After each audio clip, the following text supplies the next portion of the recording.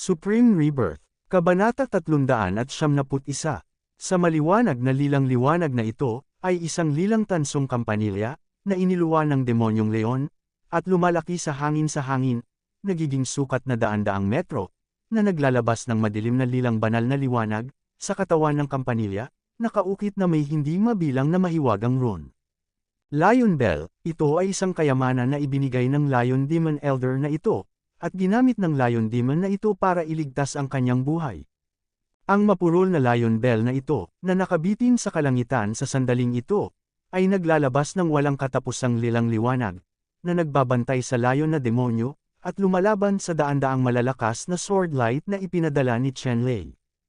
Patunog ang kampana, daan-daang sword lights ang pumutok sa kampana ng leon, na gumawa ng malinaw at walang kapantay na ringtone, na umalangaw sa kalangitan.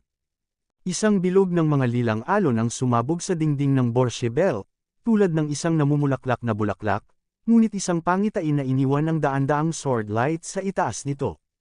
Gayunpaman, ang Borsche Bell na ito ay talagang napakalakas. Ang kampana ay nakatiis ng daan-daang sword lights mula kay Chenlei, at hindi nasira.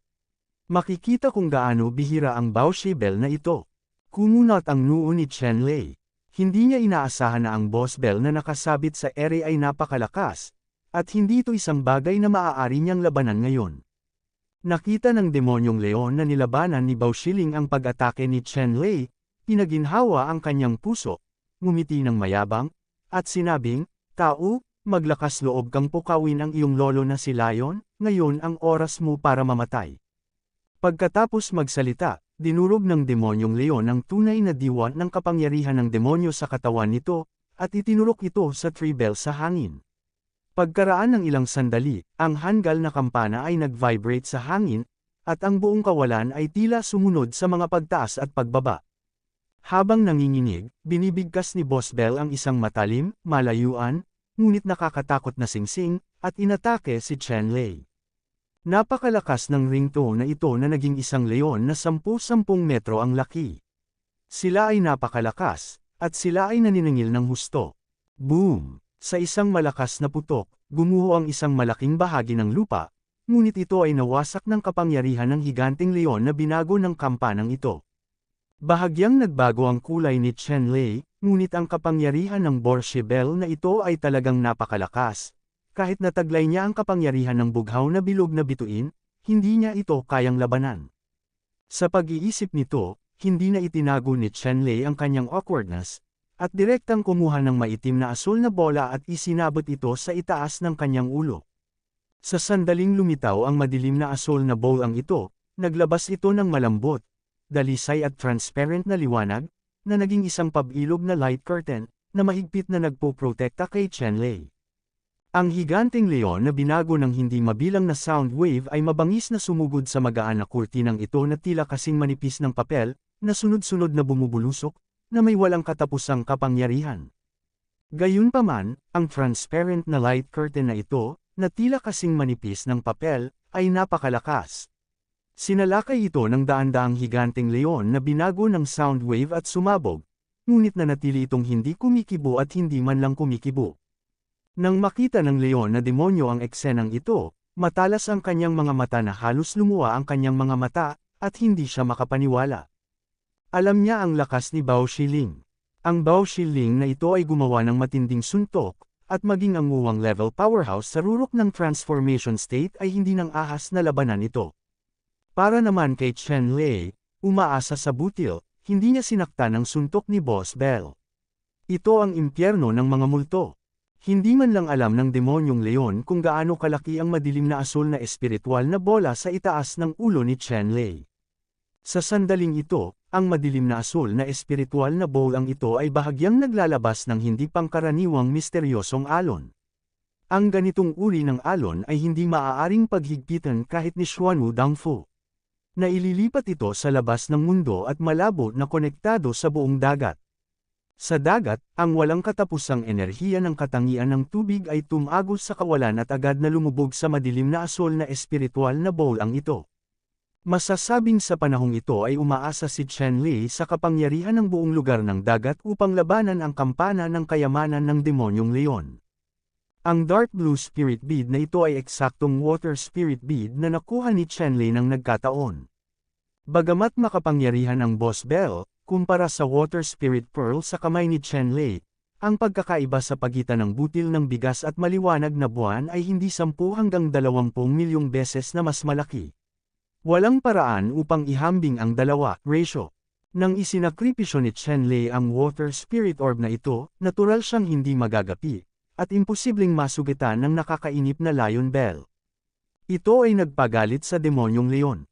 Siya ay umungal at binasag ang mga ulap sa kalangitan, at ang kanyang mga mata ay bumaril ng 2 nakasisilaw na ilaw, na mukhang napakalakas. Kaya lang, kahit gaano pa siya kabaliw, kapag kaharap si Chenlei, wala talaga.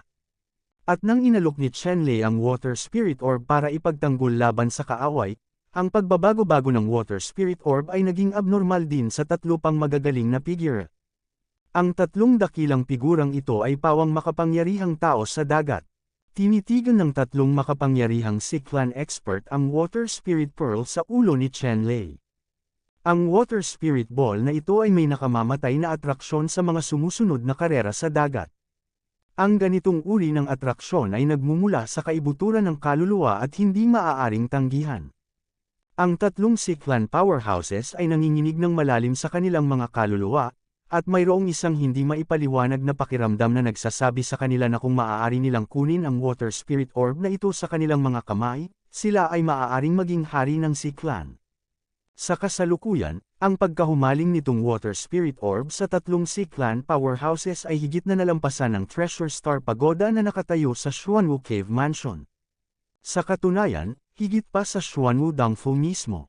Hanggat makuha mo ang water spirit orb na ito, kahit na hindi mo alisin ang mga halaman at puno sa Xuanwu Cave Mansion, handang gawin ito ng ilang Siklan powerhouses. Sa isang iglap, direktang gumalaw ang 3 Siklan powerhouses, isa-isa, naglunsad sila ng napakalakas na pag-atake at inatake si Chenlei, nang walang kaunting babala. Nang makita ng demonyong leon ang 3 tribo sa dagat na aktwal na umaatake kay Chenlei, mabilis niyang binasag ang Baoshi Bell sa hangin at sumali sa pagkugkob. Sa sandaling ito, alam ng demonyong leon na ang lakas ni Chenlei ay hindi maarok, at ang kanyang mga kayamanan ay walang limitasyon. Imposibleng manalo si Chenlei sa kanya ng mag-isa. Hindi alam ng 3 tao sa dagat kung ano ang magpapabaliw sa kanila, at binaril nila si Chenlei ng walang sabi-sabi. Kung ganoon, kung hindi siya mahihirapan sa pagkakataong ito, pagsisisihan niya ang magandang pagkakataon. Sa gilid ay isang demonyong tigre at isang alupihan na demonyo. Nang makita ang demonyong leon na umaatake kay Chenlei, hindi sila nag-atubili na sumali sa battle circle at mabangis na salakayin si Chenlei. Ang mga halimaw na karera na ito ay biglang umabot sa isang tacit na pagkakaunawaan sa oras na ito.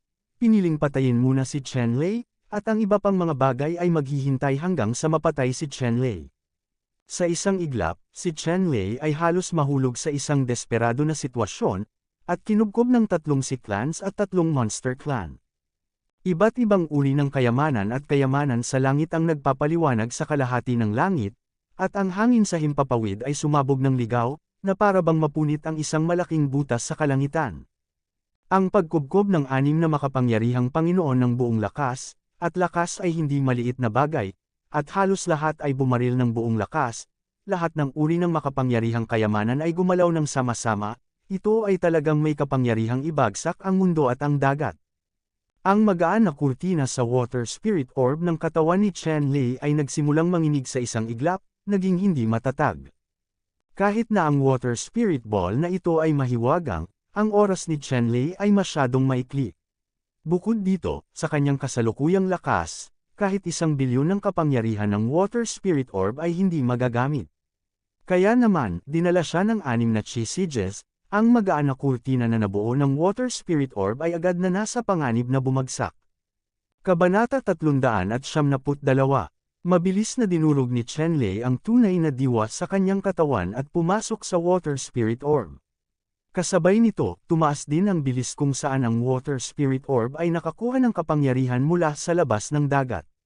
Ang buong water spirit orb ay naglalabas ng mahinang asul na liwanag, na parang may buhay, mabilis na huminga. Nagsusumikap lang si Chen Lei, at nagsisimula na ring magtrabaho ng husto ang iba pang malalaking puwersa. Lalo na ang tatlong malalakas na karera sa dagat, halos mabaliw sila, bawat isa ay sumisira ng isang makapangyarihang kayamanan, at anuman ang halaga, lahat ng tunay na diwa sa katawan ay ibinuhos ng marahas sa kayamanan. Sa kanila, ang tatlong malalaking kayamanan, ang sibat ng emperador ng dagat, ang tagapamahala ng pagsukat ng langit, at ang lumilipad na banal na shuttle, lahat ay namumukadkad ng 10,000 sinag ng liwanag at malakas na tumama sa asol na liwanag na kurtina. Ang tatlong malalakas na karera ng dagat na ito, ang mga sulok ng kanilang mga bibig ay dumudugo sa sandaling ito, at ang tunay na diwa ng kanilang mga katawan ay kumukulo ng marahas, na tila sila ay nasusunog. Tatlong walang kapantay na kayamanan, halos lahat ng liwanag na namumulaklak ay naging apoy, ganap na ginagamit ang kapangyarihan ng tatlong kayamanang ito, na yumanig sa liwanag na kurtinang ibinubuga ng water spirit beads. Dahil sa ganitong uri ng panic attack momentum, natigilan ang tatlong lahi ng halimaw na Lion Demon, Tiger Demon, at Centipede. Hindi ko alam kung ano ang matinding galit ni Chen Lei at ng tatlong Sea clans na ito. Karapat-dapat sa tatlong pinakamalakas na tao ng angkan ng dagat na ito. Halos wala ng buhay, naglunsad siya ng matinding pag-atake kay Chen Lei. Gayunpaman, ang tatlong malalakas na halimaw na ito ay napakatalino din. Bastos kung may advantage, ginamit din ng tatlo ang kanilang makakaya upang sirain ang mga kayamanan sa kanilang mga kamay, at marahas na inatake si Chen Lei, na gustong patayin si Chen Lei sa isang iglap. Kabilang sa mga ito, ang boring na leon na dinurog ng leon na demonyo ay namumulaklak ng lilang liwanag, at hindi nito napigil ang manginig, nanginginig ang kalangitan. Ang higanting leon, tulad ng isang kumikinang na lilang liwanag, ay mabilis na lumabas mula sa mapurol na kampana at naglabas ng walang katapusang banal na kapangyarihan, umuungal sa kalangitan, pumapatay patungo sa maliwanag na kurtina.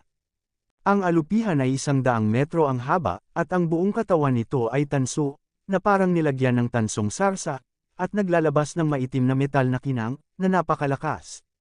Sinira ng demonyong alupihan na ito ang isang pares ng kawit ng alupihan.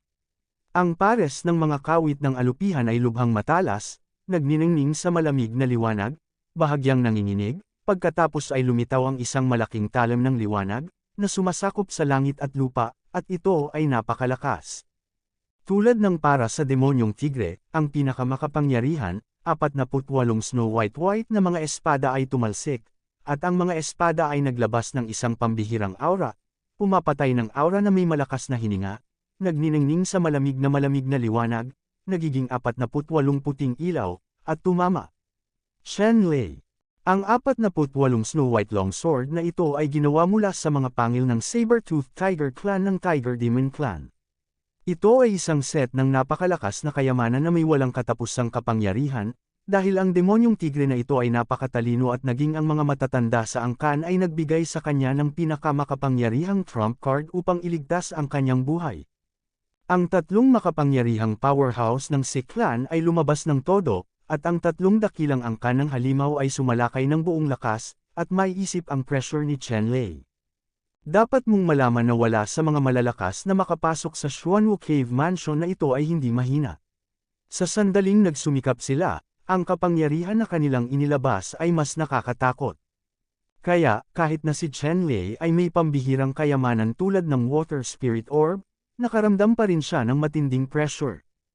Isang malinaw na boses ang tumunog, at isang malinaw na basag ang lumitaw sa mapusyaw na asol na mapusyaw na kurtina. Nagbago agad ng kulay si Chen Lei. Ngayon lang, winasak ng makapangyarihang Marine Clan ang Divine Flying Plane, binasag ito ng husto. At sa wakas ay winasak ang Water Spirit isang light curtain of beads ang palm unit.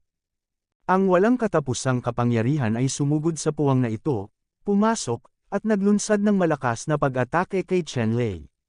Namutla ang mukha ni Chen Lei, at naramdaman niya na ang marahas na kapangyarihang taglay nito ay talagang pambihira. Kung ito ay mapupuksa, ang kanyang katawan na ngayon ay tempered na ay mahirap labanan. Gumamit si Chen Lei ng isang puso at dalawang layunin. Habang dinudurog ang Water Spirit Orb upang ipagtanggol laban sa kaaway, habang dala ang Blue Star Vortex, isang set ng asol na battle armor ang lumitaw mula sa manipis na hangin, na tinakpan ang kanyang katawan, na mahigpit na pinuprotektahan siya.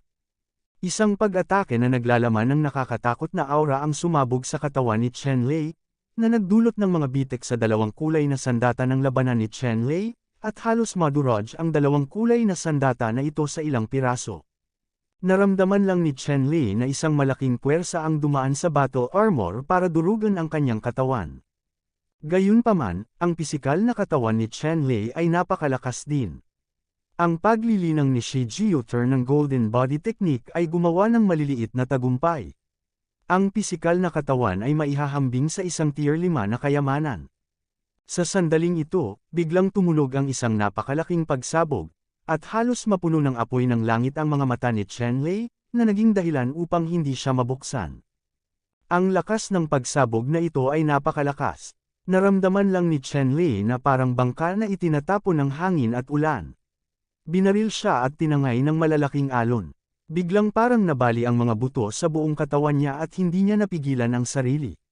Lumulutang sa hangin, lumilipad pabalik. Ang lakas ng pagsabog ay talagang napakalakas.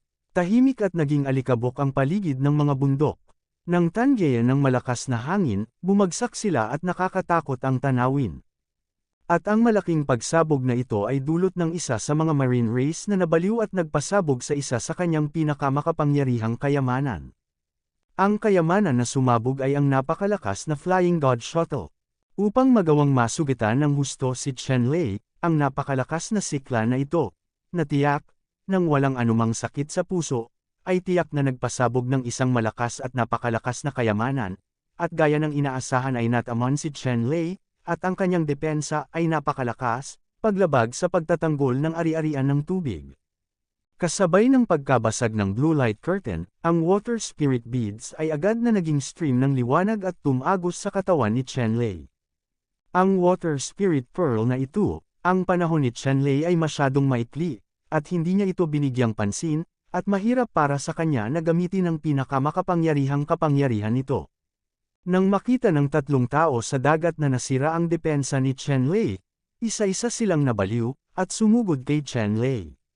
Kasabay nito, ang tatlong malalakas na halimaw ay nahulog din sa gulo, sinira ang tatlong makapangyarihang kayamanan, at mabangis na inatake si Chen Lei.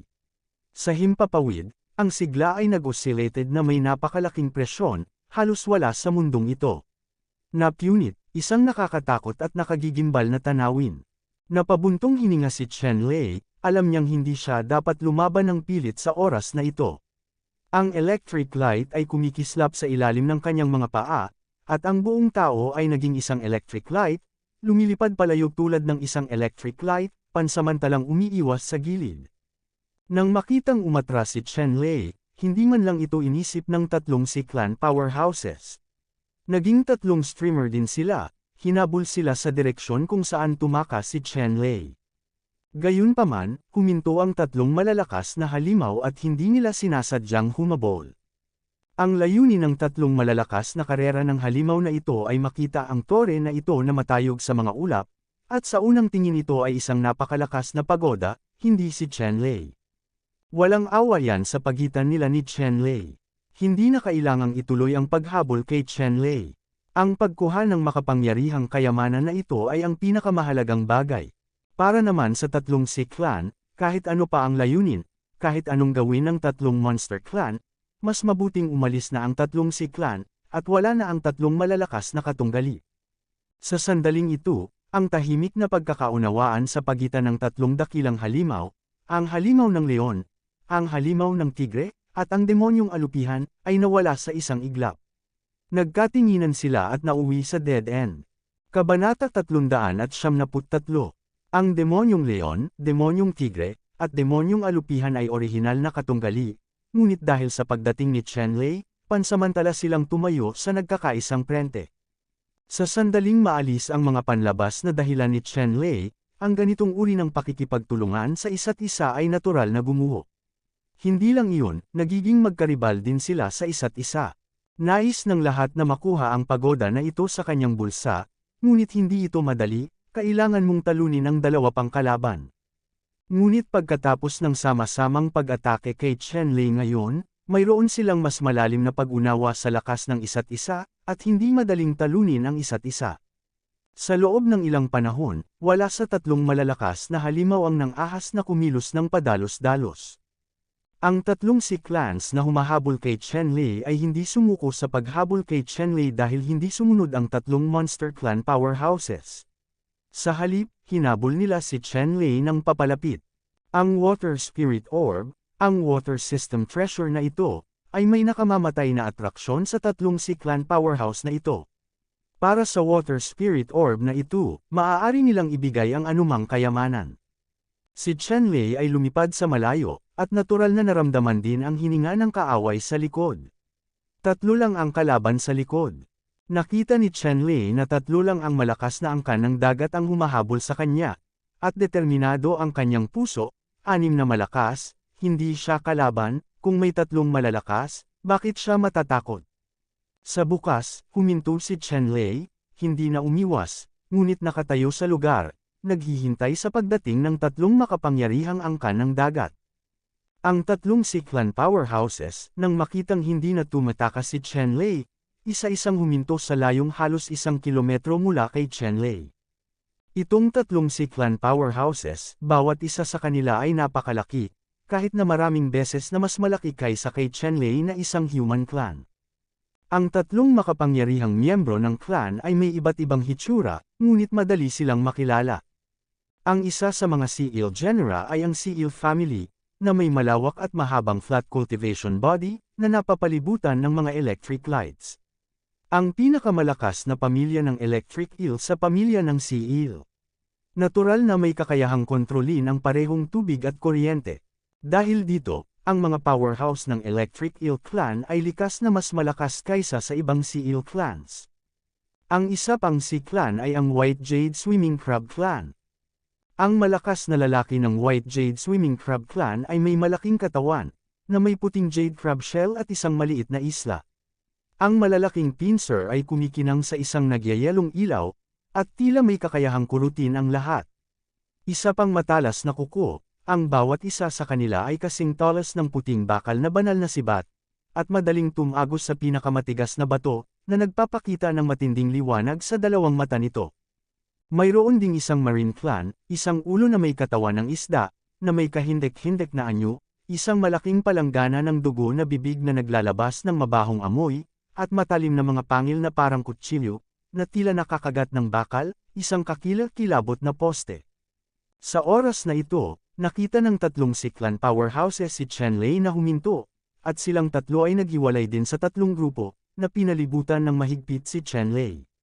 Sa pagkakataong ito, hindi na magkakaroon ng pagkakataon si Chenlei na makatakas. Lahi ng tao, ibigay ang mga orbs na mayroon ka ngayon, at maaari naming iligtas ka na hindi mamatay. Isang malakas na Electric Eel Clan ang nagsalita. Ang isa sa mga palikpik nito ay parang kamay ng tao, na may hawak na kayamanan na parang jade para sa pagsukat ng pinuno ng langit. At ang makapangyarihang Electric Eel Clan na ito, sa sandaling ito, ang kanyang buong katawan ay napapaligiran ng kidlat, at ang kanyang buong katawan ay naliligo sa electric light, na tumatakip sa kanyang katawan, na napakahina at malabo, ngunit nagbuga ng hininga, ngunit ito ay talagang napakalakas. Sa kabilang panig, ang malakas na lalaki ng angkan ng ulo ng isda ay may katawan ng isda, na may hawak na isang trident na kumikinang na may asul na liwanag. Ang malaking katawan ng sibat ay inukitan ng mga mahiwagang rune, at ang dulo ng sibat ay may malamig na liwanag, walang katulad na lakas. Sa tatlong makapangyarihang angkan ng dagat, ang kanyang mabangis na ugali ay ang pinaka-agresibo, at ang kanyang buong katawan ay naglabas ng isang labis na malupit na aura, at isang mabangis na liwanag ang tumambad sa kanyang dalawang mata. Sa sandaling ito, ang makapangyarihang Fish Body Fish Head Clan na ito ay tumingin kay Chenlei, at isang malupit na liwanag ang kumislap. Gayunpaman, para sa Water Spirit Orb, kailangan niyang mangako, hanggat ibinigay ni Chenlei ang Water Spirit Orb. Iligtas ang kanyang buhay. At ang malakas na puting Jade Crab Clan, na may malamig na liwanag na kumikinang sa kanyang mga mata, siya ang pinakadeterminadong manalo sa Water Spirit Orb. Ang White Jade Shuttle Crab Clan powerhouse na ito ay ang Sea Clan powerhouse na Sum Iris sa lumilipad na shuttle. Ang Flying God Shuttle na ito ang unang bumagsak sa magaan na kurtina ng Water Spirit Orb, at upang masira ang depensa ni Chenlei sa lalong madaling panahon, ang dalubhasang White Jade Shuttle Crab Clan na ito ay tiyak na pinasabog ang napakalakas na shuttle na pinilit ni Tian Shenshuo kay Chen Lei sa isang desperado na sitwasyon. Sa sandaling ito, ang White Jade Crab Powerhouse na ito ay hindi umimik. Ngunit ang matatag na tingin sa kanyang mga mata ay nagpakita na ng kanyang determinasyon. Hinding-hindi aalis si Chen Lei kung hindi niya ibibigay ang Water Spirit Bead. Half step dito. Walang pakialam si Chen Lei nang harapin ang pagkubkob ng tatlong Clan powerhouses. Ngayon lang, 6 na malalakas na manlalaro ang umatake sa kanya. Talagang mahirap para sa kanya na lumaban. Ang 6 na makapangyarihang manlalaro na ito ay namumukod tangi sa lahat ng lahi. Hayaan siyang lumaban ng isa laban sa 6. Hindi pa rin niya magawa ngayon. Gayunpaman, ang mga Clan powerhouse na ito ay masyadong minamaliit. 3 lang sila, at naglakas loob silang makahabol. Kung hindi tinuruan ni Chen Lei ang mga Clan powerhouse na ito kung paano kumilos, labis niyang ikinalulungkot ang mga Clan powerhouse na ito. Pamilya. Malamig siyang ngumiti at sinabing, imposibleng ibigay ko ang Water Spirit Orb. Kung gusto mo, makukuha mo mismo. Mahinahon ang tono ni Chen Lei, kahit na may kaunting pang-aalipusta, at hindi niya inilagay ang kapangyarihan ng Clan na ito sa kanyang mga mata. Ang saloobin ni Chen Lei ay lubos na ikinagalit ng 3 Clan powerhouse na ito, lalo na ang Clan powerhouse na may ulo ng isda at katawan ng isda. Ang mabangis na ugali ng fish-headed Clan na ito ay ang pinakamaunlad, lubhang malupit. Nakikita si Chen Lei na hindi sumusuko. Anuman ang iba, ang sibat ng Emperor sa kanyang kamay ay may dalang malaking kahangahangang liwanag, na may dalang napakalakas na kapangyarihan, at mukha ni Chen Lei. Bumagsak ito. Sa ilalim ng sibat, ang asul na sibat ay kumikinang na parang mga suso ng rumaragasang alon, na umaalingaw-ngaw, na may umaatungal na tunog ng 10,000 alon tulad ng ugong ng dagat, tulad ng 10,000 kabayo, isang pagsabog ng bulkan, at ang galit ng Diyos ng dagat. Ang kapangyarihang iyon, masyadong kamangha-mangha, masyadong nakakatakot. Ang kapangyarihan ng sibat, tila nagpapalit ng kulay ng mundo, na parabang binabaligtad ang araw at buwan, at may potensyal na lamunin ng hangin ng mga bundok at ilog. Ang sibat lamang na ito ay nakapagpalit ng kulay ng mga powerhouse ng Electric Eel Tribe at White Jade Crab Tribe. Ang mga powerhouse na ito ng Linzhou Clan ay talagang napakalakas. At ang ganitong uri ng lakas ay higit pa sa kanilang inaasahan. Ang katawan ni Chen Lei ay nasa gitna ng liwanag ng sibat tulad ng isang rumaragasang alon, at ang isang mababang bundok sa kanyang tagiliran ay kinuskos ng sibat na ilaw at direktang sumabog, na nakakagulat. Si Chen Lei ay mukhang kalmado habang nakatingin sa malaking sibat na ilaw na gamulong na parang galit na alon. Inibaluktot niya ang kanyang mga daliri at pamitik, at isang liwanag ng espada ang bumaril mula sa kanyang mga daliri. Ang bawat liwanag ng espada ay kasing kapal ng bundok. May dala itong puting espadang aura. Ang momentum ay kahanga-hanga, kumpara sa malalakas na tao sa Linzhou Clan, kapanapanabik, ngunit nakakatakot din.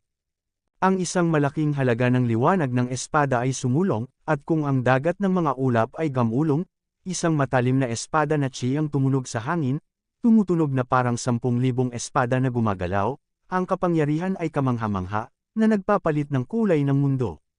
Nagsalubong ang liwanag ng espada at sibat sa hangin, at nagkaroon ng marahas na banggaan. Sa sandaling ito, halos yumanig ang mundo, at ang lupa sa ilalim ng aking mga paa ay direktang napunit, na nagpapakita ng malaking puwang bilang isang halimaw, na nakakatakot. Kabanata 374. Sa pagitan ni Chen Lei at ng katawan ng isda sa ulo ng isda, isang nakasisilaw na liwanag ang sumabog. Ang umaalon na hangin ay hamampas sa lahat ng direksyon. Ang nakapalibot na 10-10 milyong kilo ng bato ay direktang itinaas, at nabasag sa hangin sa itaas ng lupa, isang malaking puwang ang direktang nabuksan, na parang isang lindol.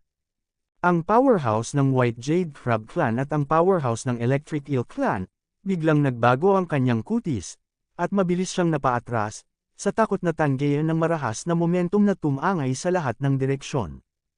Iniiwasan nila ito sa oras, ngunit kahit na ganoon, nakaramdam pa rin sila ng sikip sa kanilang mga dibdib. Ang kanyang lakas ay masyadong pambihira, at ang kanyang lakas ay higit pa sa inaasahan nilang dalawa. Ang mga mukha ng makapangyarihang puting Jade Crab Clan at Electric Eel Clan ay sobrang pangit.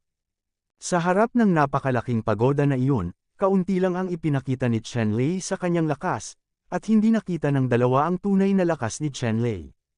Ngunit ngayon, malinaw na nakilala ng White Jade Crab Clan Powerhouse at Electric Eel Clan Powerhouse ang lakas ni Chenlei, na mas malakas kaysa sa kanila.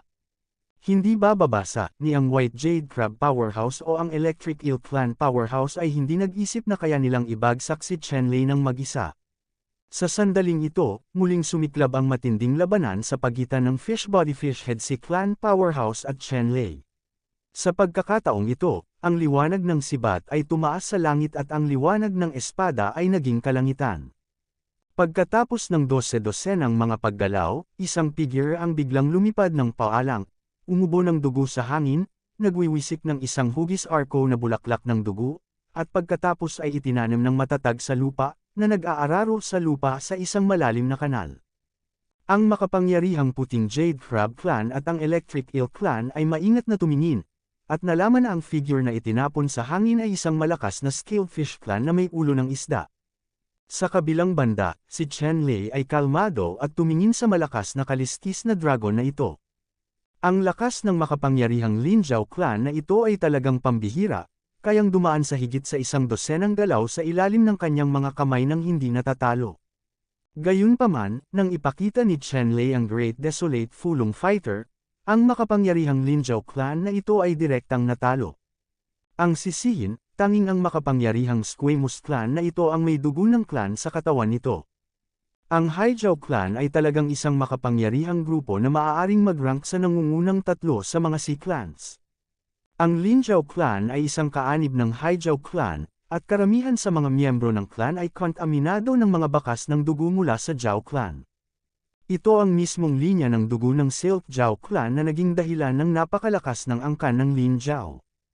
Gayunpaman, nang makilala nila si Chenlei, ang bloodline ng Zhao Clan, na dati nilang malakas na simbolo, ay naging isang nakamamatay na kahinaan. Sa harap ng Great Fulong Desolate Feast, ang Lin Zhao Clan na may dugo ng Zhao Clan ay basura. Kaya, kahit na mas malakas ang makapangyarihang Lin Zhao Clan na ito, madali itong haharapin ni Chenlei. Sa oras na ito, ang makapangyarihang Lin Zhao Clan na ito ay dumanas ng malubhang nakamamatay na pinsala. Tinamaan siya ng suntok ni Chenlei. Sa sandaling ito, ang kapangyarihan ng Great Desolate Fulong Feast ay nagngangalit sa katawan ng malakas na Lin Zhao Clan. Wala siyang paraan para pilitin ito, at habang tumatagal, mas mabigat ang pinsala. Ang White Jade Crab Clan Powerhouse at ang Electric Eel Clan Powerhouse ay naramdaman ang hininga ng Scaled Dragon Clan Powerhouse, at naging mahina. Maaaring matukoy na dapat siyang malubhang nasugatan. Kahit na walang pagkakaibigan sa pagitan ng tatlong makapangyarihang angkan ng dagat, at maging sa pagitan ng isa't isa, ito ay dapat na isang relasyon ng kompetisyon, ngunit, nang makita ang malakas na Scaly Clan na ito na natalo ni Chenlei, siya ay malubhang nasugatan at namamatay, ang White Jade Swimming Crab Clan Powerhouse. Ang Electric Power at ang Electric Eel Clan ay galit at pait pa rin sa iisang kaaway. Ang galit na ito ay napalitan ng galit kay Chenlei. Halos sabay na umatake kay Chenlei ang malakas na puting Jade Crab Clan at ang malakas na Electric Eel Clan. Ang makapangyarihang puting Jade Crab Clan, malalaking flares, lubhang matalim, kasing bilis ng kidlat, ay kumapit kay Chenlei. Si Chenlei ay umangat sa langit, iniiwasan ang matalim na kurot na ito. Ang malaking puting jade at matutulis na flares, na naglalabas ng puting liwanag na parang jade, ay dumaan, direktang pinutol ang isang maliit na burol, lubhang nakakatakot. Sa ibang direksyon, ang Electric Eel Clan Powerhouse ay nag-alay ng panukat na ruler, pumailang lang sa langit, naglalabas ng asul na apoy, ang araw at ang buwan ay nagniningning ng maliwanag, na may dalang hindi magagapi na aura, na nakaharap kay Chenlei na mabangis na bumagsak sa hangin. Hindi ko alam kung sino ang gumawa nitong panukat na ruler. Napakalakas kaya pumipintig ang kaluluwa ni Chenlei. Ang panukat na tagapamahala na ito ay talagang may espesyal na epekto ng pagsupil sa kaluluwa. Nararamdaman ni Chen Lei na ang paraan ng pagpino ng ruler na ito sa pagsukat ay napakabanayad, at tiyak na hindi ito mula sa mga kamay ng Sea Clan. Alamin na kung ito ay isang lahi sa dagat, isang lahi ng halimaw, o isang lahi ng dayuhan, ito ay mas mababa sa lahi ng tao sa mga tuntunin ng mga kagamitan sa pagpino. Ang Kat-anji tanging craftsmanship ng sangkatauhan ay natatangi sa lahat ng lahi. Ang panukat na metrong ito ay lubhang mahiwaga, at hindi mapino ng Sea Clan. Sa ibayong dagat, maraming bahay sa kuweba sa bundok ang walang kamatayan, sa malawak na dagat, walang nakakaalam kung gaano karaming mga sinaunang kuweba ang nakatago. Ang Electric Eel Clan powerhouse na ito ay may hawakan sa mga kamay ng isang bahay sa kuweba. Nakuha ng pagkakataon. Ang hula ni Chen Lei ay talagang nakuha mula sa isang kuweba. Ito ay may malakas na kapangyarihan at itinuturing ng mga eksperto ng Electric Eel Clan na ito bilang ang kayamanan sa ilalim ng kahon. Sa kasamaang palad, ang napakalakas na kayamanan, ang makapangyarihang Electric Eel Clan na ito ay hinding-hindi ito gagamitin. Si Chen Lei ay nasa himpapawid, iniisip pa rin ang tungkol sa powerhouse ng Electric Eel Clan, at hindi pinansin ang panukat na ruler na malapit ng mahulog sa kanyang ulo. Ang mga powerhouse na ito ng Electric Eel Clan ay halatang hindi nauunawaan ang tunay na paraan ng imperial ng langit na Panginoon na ito, kung hindi, ang Panginoon ng langit na ito ay hindi magkakaroon ng kaunting kapangyarihan. Hinarap ni Chen Lei ang tuwid na panukat na ruler, biglang may lumitaw na golden mace sa kanyang kamay, at hinampis niya ito sa ruler. Ang ginintoang liwanag ay tumama sa panukat na tagapamahala, naglalabas ng nakakasilaw na liwanag, ginto at biblikal na pagmuni-muni, ang liwanag ay napakaliwanag. Ang nahuhulog na panukat na ruler ay nabasag at agad na lumipad palabas, natunto ng isang asol na tilapon, at nawala sa kalangitan. Ang powerhouse ng Electric Eel Clan ay sapilitang winasak, naaalala ang panukat na tagapamahala na ito, at muli ay bumagsak ng husto kay Chen Lei. Buti na lang dinurog na naman ito ni Chen Lei, at muling dinurog ang panukat na ruler. Ang gintong cudgel sa kamay ni Chen Lei ay hindi maihahambing sa Panginoon ng langit sa mga tuntunin ng ranggo at lakas. Gayunpaman, ang ordinaryong mapangwasak na magic ni Chen Lei, at ang 8 beses na kritikal na strike rune sa ginintoang patpat, ang instant explosive power ay napakalakas din, at hindi makapinsala sa panukat na ruler, ngunit napakaposible pa ring itumba ang panukat na ruler sa hangin. Habang lumilipad sa panukat na ruler, pinilit ni Chen Lei ang isang bakas ng banal na kamalayan sa panukat na ruler sa lahat ng oras, binubura ang bahagi ng mga bakas na iniwan ng electric eel sa panukat na ruler. Ginagamit ng electric eel ang pinakakaraniwang paraan ng paghahain ng dugo para sa panukat na ruler na ito, iyon ay, tumutulo ang dugo upang ayusin ang sundalo. Ang pamamaraang ito ay ang pinakamababaw na paraan ng pag-aalay ng mahahalagang sundalo. Sa normal na kalagayan, walang problema.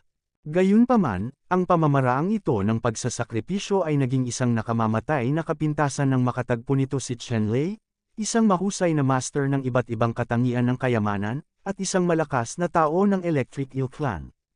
Kabanata 375. Handa si Chen Lei na samantalahin ang pagkukulang na ito para sa pilitang alisin ang panukat na tagapamahala na ito mula sa kapangyarihan ng Electric Eel Clan.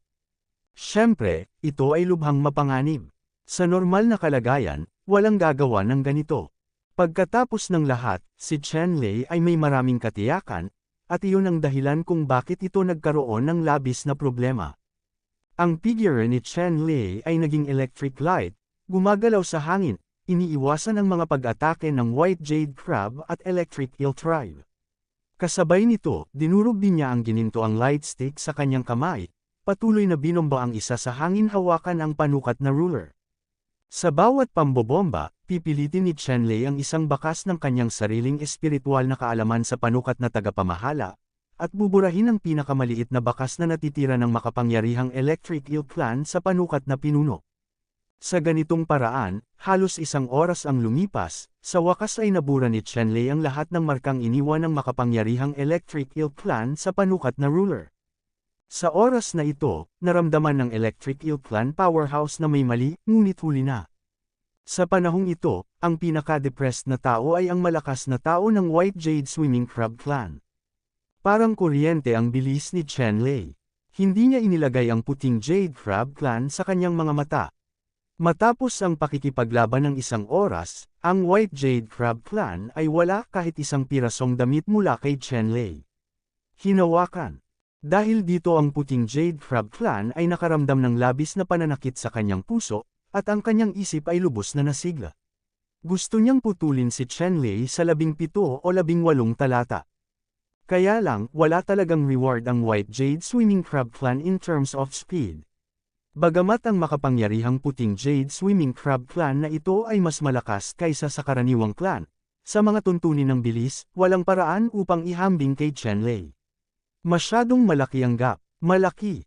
Matapos agawin ni Chenlei ang panukat na ruler sa mga kamay nitong makapangyarihang Electric Eel Clan, ang banta na dinala ng malakas na Electric Eel Clan na ito kay Chenlei ay biglang bumaba ng higit sa kalahati. Ang dahilan kung bakit si Chenlei ay gumugol ng labis na lakas upang sakupin ang panukat na tagapamahala na ito ay dahil sa napakalakas ng pinunong ito. Kung nakontrol ng Electric Eel Clan powerhouse na ito ang pinuno, si Chenlei walang magandang paraan para talunin siya. Kapag nawala na ng kontrol ang Electric Eel Clan powerhouse sa panukat na ruler, kapag gusto ni Chenlei na talunin ang Electric Eel Clan powerhouse ay ganap na nasa kanya na. Biglang sumabog ang kalangitan na may mga electric lights, at ang hindi mabilang na electric snake na lumilipad na parang dagat ng kulog ay nahulog mula sa langit, hindi mabilang na nakakatakot na electric lights ang nabasag patungo kay Chenlei. Ang powerhouse na ito ng Electric Eel Clan ay sa wakas ay sumiklab matapos mawala ang panukat na ruler, sinira ang kanyang talento sa pagkontrol sa kulog at kidlat, nagpadala ng malaking electric light na kayang sirain ang langit at lupa, at tumama kay Chenlei. Bahagyang natigilan si Chenlei, nakatingin sa langit na puno ng kidlat, isang kidlat na puyo ng tubig ang biglang lumitaw sa itaas ng kanyang ulo. Sa kidlat na puyo ng tubig na ito, mayroong hindi mabilang na mga misteryosong rune na umiikot. Kung titingnang mabuti, ang mahiwagang rune na ito ay halos kapareho ng Thunder Rune na nakaukit sa Thunder Pole sa dantian ni Chenlei. Sa katunayan, ito ang panggagaya ni Chenlei sa marka ng kulog at kidlat sa kanyang dantian. Ang ganitong uri ng kayamanan ay nasa simula pa lamang, at ang pinakamalaking gamit nito ay upang mangolekta ng electro-optical na enerhiya para kay Chenlei. Sa huling yugto ng ganitong uri ng kayamanan, dapat nitong pagsamahin ang lahat ng uri ng enerhiya ng kidlat sa isa at gawin itong tunay na diwa ng kidlat na kailangan ni Chenlei. Masasabing ito ay isang napakamahiwagang pamamaraan. Kapag natapos na ang paglilinang, ang lakas ni Chenlei ay mapapabuti ng mabilis. Sa oras na ito, nakita ni Chenlei na ang Electric Eel ay gumagamit ng kulog at kidlat na pamamaraan para atakehin siya, kaya natural niyang ginamit ang hindi matagumpay na pamamaraang ito. Ang puyo ng kulog at kidlat na ito, ang laki ng 1 ektarya, ay parang dark purple thunderbolt, na nagpoprotekta sa ulo ni Chenlei. Ang kalangitan ay puno ng electric light, pagkatapos pumasok sa kulog at kidlat na puyo ng tubig, ito ay direktang mapupunit ng kulog at kidlat na puyo ng tubig, at magiging hindi mabilang na electric light fragment. Pagkatapos, ang mga sobrang pinong electric light na ito ay dadalhin ng mahiwagang rune sa Thunder Pool, upang i-squeeze out ang mapaminsalang enerhiya, mag-iwan ng enerhiya na kapakipakinabang kay Chenlei. Ang kidlat na puyo ng tubig ay mabilis na umikot, lumalamon, naaagnas, at nasira ang electrical armor. Ang hininga ni Chenlei ay patuloy na tumaas, at ang tunay na enerhiya na nawala ay talagang mabilis na bumabawi. Sa ganitong estado, ang Electric Eel ay nakakaranas ng matinding depresyon. Hindi niya akalain na hindi lang nagkaroon ng epekto ang kanyang napakalakas na atake, ngunit sa ngayon ay parang siya ang kalaban. Matapos matuklasan na ang pamamaraan ng kulog at kidlat ay hindi epektibo kay Chenlei, hindi na sinira ng Electric Eel Clan powerhouse ang kayamanang ito, ngunit sinira ang iba pang mga kayamanan. Isang transparent na sinturon ng tubig ang biglang lumitaw sa tabi ni Chenlei, mabilis na nakagapos, at mahigpit na buhol kay Chenlei.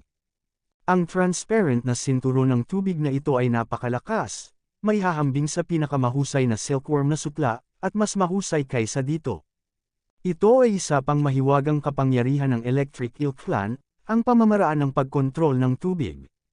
Ang kayamanan na ito ay espesyal na ginagamit upang kontrolin ang mga kakayahan ng katawan ng kaaway at ipakulong ang kalaban.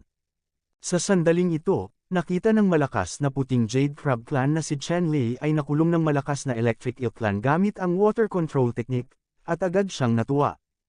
Isang pares ng malalaking clears, kumikinang na may puting Jade Luster, itinali at tinadad patungo kay Chen Lei. Ang makapangyarihang puting Jade Crab Clan na ito ay may napakalakas na kapangyarihan sa pag-atake, ngunit sa mga tuntunin ng bilis, ito ay mas mababa, at hindi siya nagdulot ng malaking pinsala kay Chen Lei.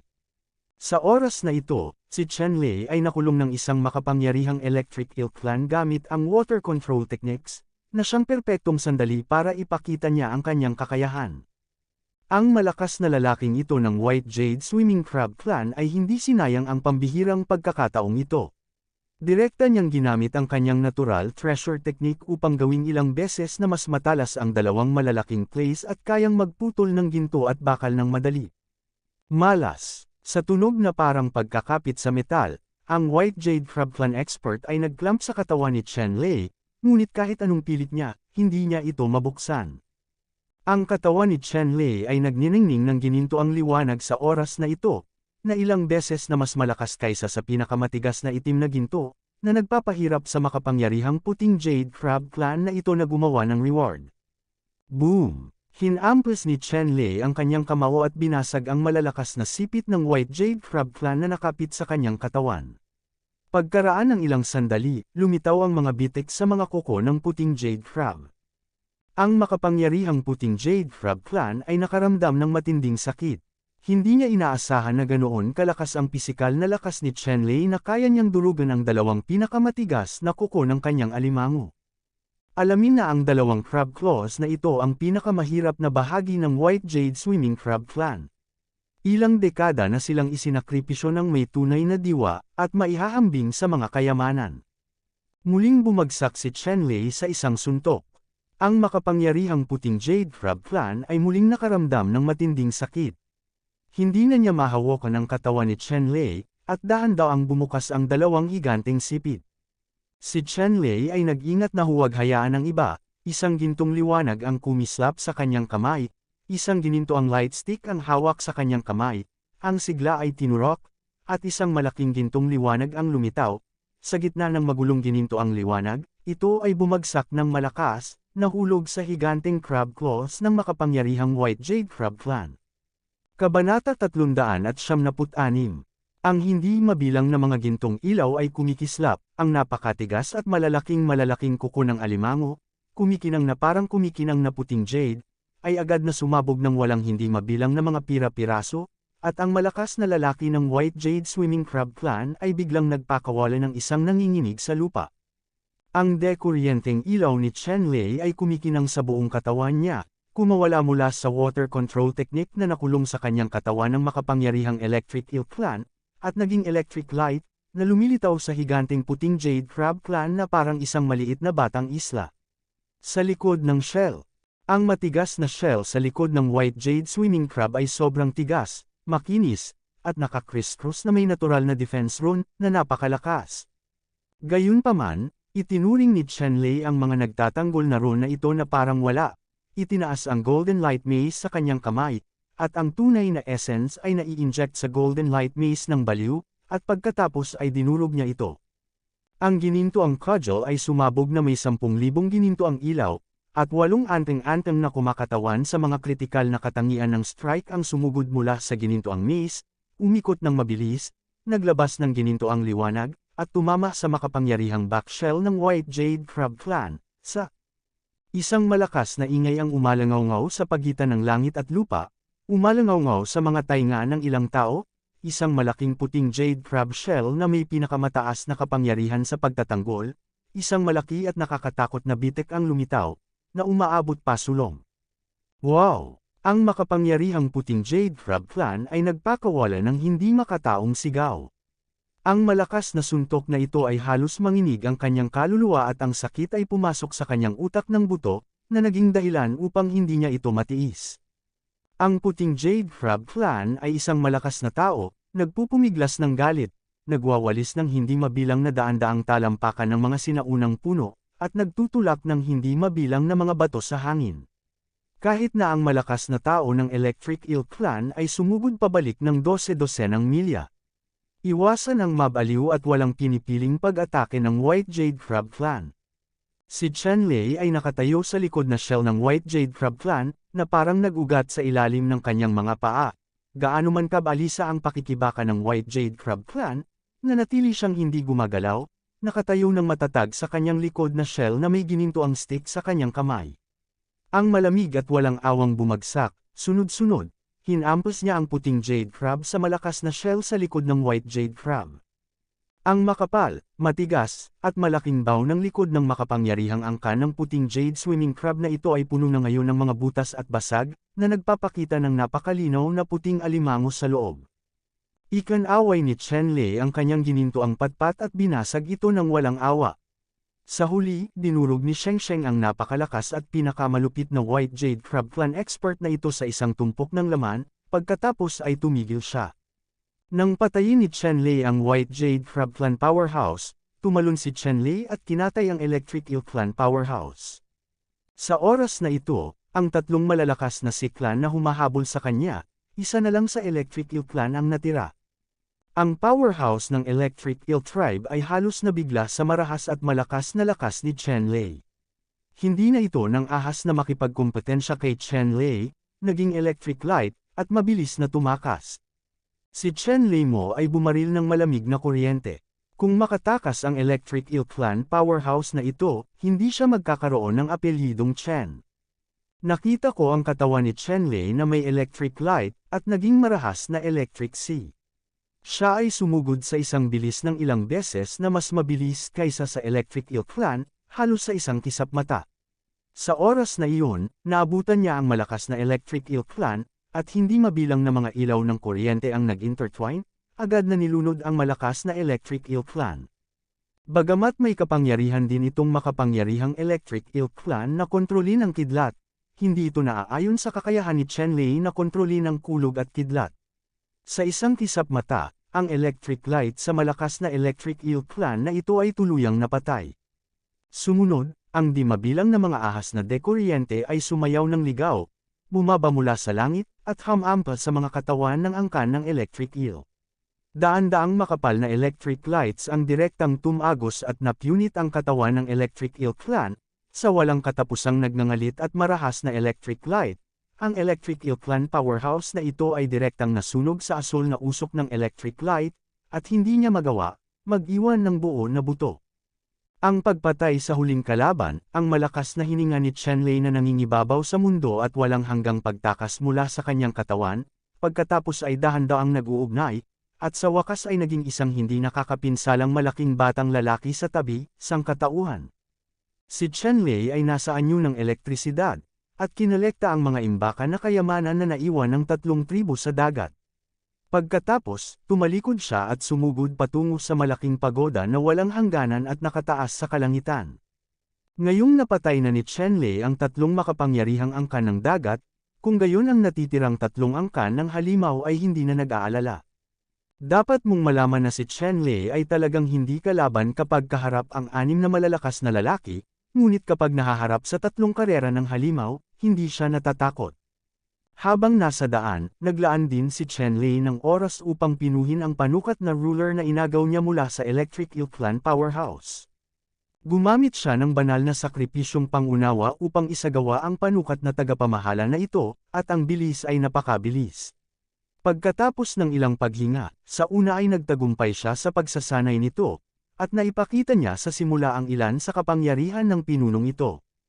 Nang magtagumpay si Chen Lei sa pagsasanay sa panukat na ruler na ito, napagtanto niya na ang panukat na ruler na ito ay talagang isang napakalakas na kayamanan, napakalakas kaya labis siyang nabigla. Sa mga kamay ng Electric Eel Clan powerhouse, ang pinunong ito ay hindi man lang nagpakita ng ika-1,000 ng kanyang lakas. Ito ay isang malupit na bagay. Siyempre, hindi magagamit ni Chen Lei ang tunay na kapangyarihan nitong panukat na tagapamahala. Pagkatapos ng lahat, ang kanyang paglilinang ay masyadong mahina. Upang lubos na magamit ang kapangyarihan ng tagapamahalang ito, kailangang maabot ni Chenlei ang antas ni Emperor Wu, upang tunay na magamit ang kapangyarihan ng pinunong ito ng lubusan. Ayon sa impresyon ni Chenlei, noong sinaunang panahon, mayroong ilang napakatanyag na kayamanan na nangingibabaw sa kalangitan, at napakalakas. Kabilang sa mga ito, mayroong isang koleksyon ng mga kayamanan, ang pinakasikat. Sa bawat kayamanan, mayroong salitang langit, na dating tinatawag na kayamanan ng langit. Halimbawa, Sky Swallowing Bowl, Sky Turning Sill, Sky Cutting Sword, Measure Ruler, Sky Refining Furnace, at iba pa. Ang kayamanang ito ay pinadalisay ng isang napakalakas na emperador. Walang nakakaalam kung gaano karaming mga piraso ang mayroon, ngunit tiyak na ang kapangyarihan ng bawat piraso ay walang limitasyon at nakakatakot. Kaya lang, wala sa mga kayamanang ito ang naipasa, at lahat sila ay nawala sa mahabang ilog ng panahon. Gayunpaman, ang mga tao mula sa mga susunod na henerasyon ay may mahusay na kakayahan. Ginaya nila ang makalangit na kayamanan na ito at nag-iwan ng ilang imitasyon.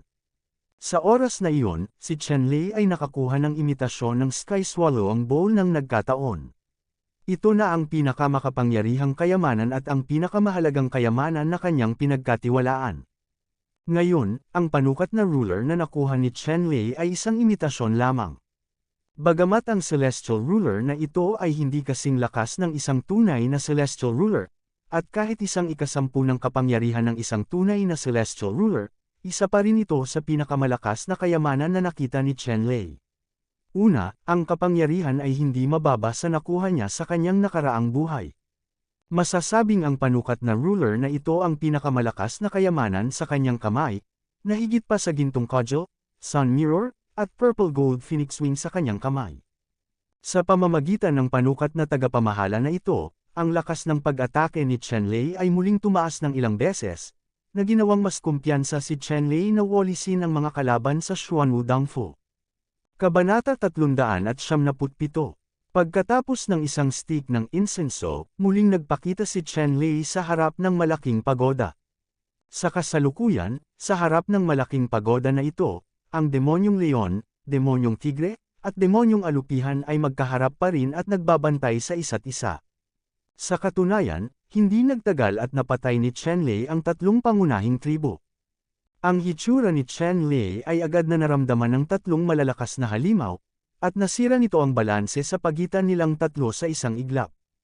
Ang tatlong lahi ng demonyo ay dahan daw ang binawi ang malakas na aura na ipinalabas nila sa isa't isa ng sabay, at pagkatapos ay halos sabay nilang ibinaon ang kanilang malamig na mga mata kay Chenlei. Bagamat ang tatlong lahi ng demonyo ay magdedesisyon sa kanilang mga superior at hahatiin ang kanilang buhay sa kamatayan, ang unang bagay na ginawa nila bago ito ay upang alisin muna si Chenlei, ang dayuhang kaaway. Lahing tao, dahil tumakas ka, hindi ka na dapat bumalik. Hindi ko ini-expect na ganun kakatanga at lalabas ka ulit dito. This time, hindi ka na makakatakas. Ang mga mata ng demonyong leon ay puno ng layuning pumatay, at tuluyan na siyang nawala ng pasensya sa paulit-ulit na pang-aasar ni Chenlei. Sa pagkakataong ito, anuman ang mangyari, kailangang patayin si Chenlei. Ganoon din ang Tiger Demon at Centipede Demon. Si Chenlei ay hindi sigurado kung ano ang mabuti o masama. Hindi nila siya hinabol. Talagang naglakas loob si Chenlei na magpakita sa harap nila. Kung ganoon, mas mabuting patayin sila ng buo at linisin.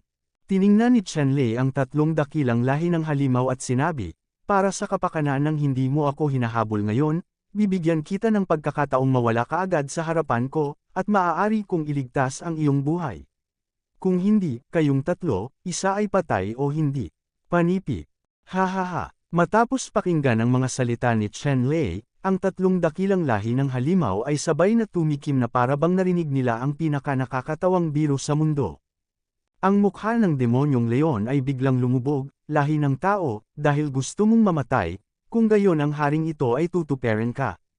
Pagkatapos magsalita, ibinuko ng demonyong leon ang bibig at iniluwa ang isang nakakainip na kampana ng leon, na lumaki sa hangin at naging sukat ng daan-daang metro, tulad ng isang maliit na burol, na nakabitin sa hangin. Ang boss bell ay naglabas ng mahinang lilang liwanag, bahagyang nanginginig, at ang paligid na walang laman ay nanginginig din, at ito ay napakalakas. Isang siksik, matalim, ngunit malayo at mahiwagang ringtone ang tila lumabas mula sa pagitan ng langit at lupa, naging isang malaking lilang leon, bumagsak sa kawalan, at nagmamadali patungo kay Chen-Lei. Ang ganoong uri ng kapangyarihan, ito ay hindi mailarawang kahanga-hanga. Si Chen-Lei ay nakatayo doon, na may pag-iinis sa gilid ng kanyang bibig, at kahit na may kaunting pang-aalipusta. Kahit na malakas ang boss bell na ito, gumamit siya ng ilang paraan para madaig siya noon. Ngayon, sa isang ruler, ito ay mas mahalaga.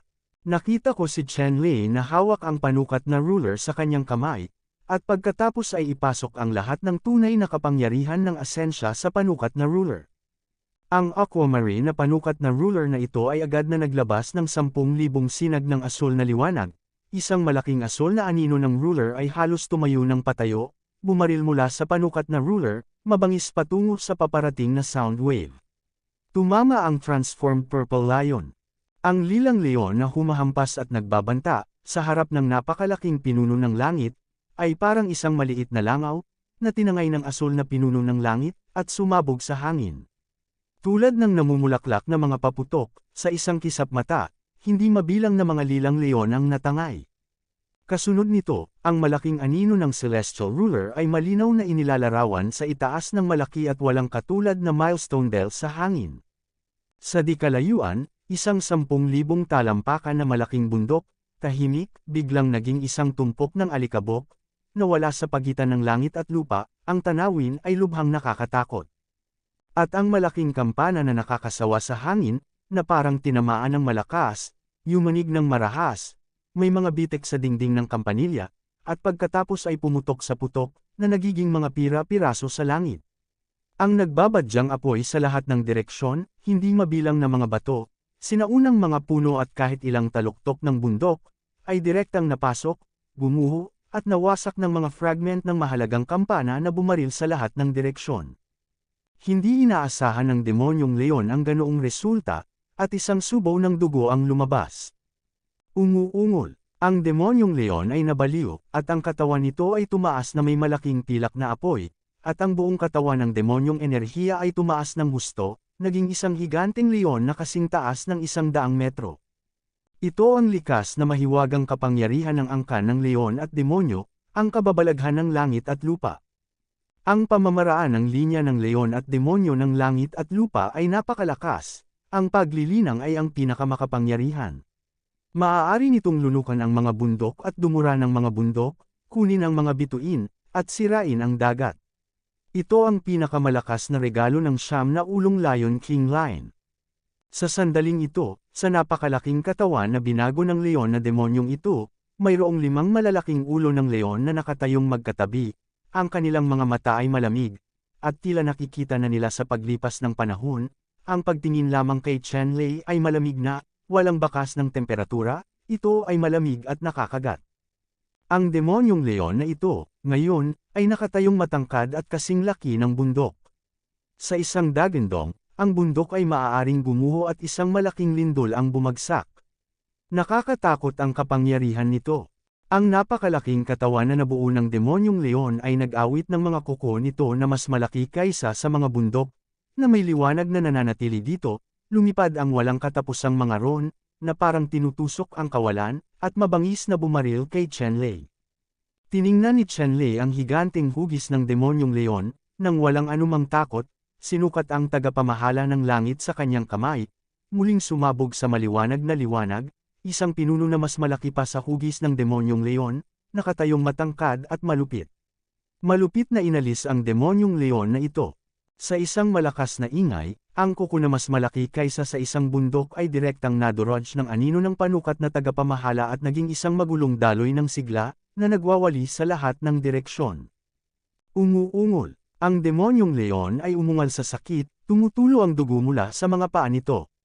Lalong nagalit ang nasugatang demonyong leon. Ang isa sa 5 ulo ng leon ay biglang bamuka ang bibig at naglabas ng napakalaking itim na liwanag na nagyayelong, saan man ito magpunta, maging ang kawalan ay nabuo.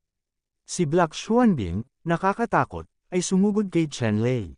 Muli na namang inindayog ni Chen-Lei ang makalangit na tagapamahala, na ginuhit ang kawalan ng laman. Ang itim na liwanag na umaagos na parang isang malakas na ilog ay natangay. Pagkatapos, ang anino ng makalangit na pinuno ay lubos na naalis. Sa itaas ng ulo ng demonyong leon, nabasag din ang ulo. Ang demonyong leon ay umungal sa walang katulad na galit at umungal ng 12-dosenang mga bundok sa isang hanay. Ang isa pang ulo ng leon ay nagbuga ng makamandag na usok, apoy, kulog at kidlat, at iba pa, at mabangis na inatake si Chen-Lei. Itong piraso ng langit at lupa, muntik na silang matamba sa marahas na pag-atake ng demonyong leon. Si Chen-Lei ang nagmaneho ng panukat na ruler, at ang mga marka ng sukat sa ruler ay lumiwanag, namumulaklak na may nakasisilaw na liwanag, na ginagawang bughaw at bughaw ang langit at lupa, at tila sumanib sa asol na kalangitan. Ang tatlong malalaking anino ng pinuno ay tinangay ang makamandag na usok, apoy, at kulog at kidlat sa buong kalangitan, at ang langit at ang lupa ay agad na bumalik sa kanilang kaliwanagan. Pagkatapos, ang tatlong anino ng pinuno ay tumawid sa tatlong mahiwagang ulo ng demonyong leon na may kapangyarihang sirain ang kalangitan, at pinasabog ang tatlong mahiwagang ulo na naging sanhi ng pagbagsak ng hininga ng demonyong leon. Kabanata 378. Halos mabaliw ang demonyong leon. Siya ay isang bihirang henyo sa angkan ng demonyong leon. Nagawa ng paglilinang na bumuo ng 5 ulo ng leon na may espesyal na kapangyarihang mahiwagang. Gayunpaman, hindi pa siya nagpapakita ng kanyang lakas. Ang 5 ulo ng leon na ito na may espesyal na supernatural na kapangyarihan ay talagang dinurog ni Chen-Lei na may mapangwasak na kapangyarihan, na nagdulot sa kanya ng malubhang pinsala.